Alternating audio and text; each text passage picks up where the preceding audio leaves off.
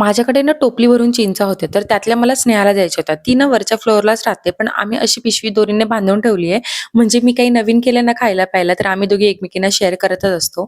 नुकतंच तिने ना एअर फ्रायर घेतलं, तर त्यात तिने नानकटई बनवली होती आणि ती इतकी भारी झाली होती ना, तर आम्ही असं एकमेकींना सगळं खायचं प्यायचं शेअर करतच असतो. असो आज संकष्टीचा दिवस होता आणि साबुदाणा मी मस्तपैकी बनवला होता आणि त्यासोबत मी छान साबुदाण्याची खीरही बनवलेली होती. मग आम्ही पटापट जेवण करून घरातलं आवरून आम्ही गेलो पिंपरीमध्ये.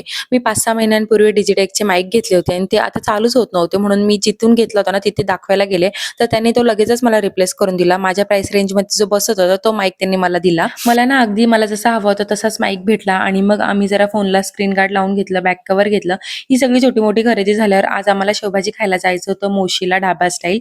म्हणूनच आम्ही गेलो होतो चौधरी ढाब्याला आणि इतकी भयंकर गर्दी होती ना तिथे. लिटरली आमचा 1.5 तासाने नंबर लागला होता आणि खूप वर्षांनी आम्ही असं खाटेवर बसून जेवण केलं होतं.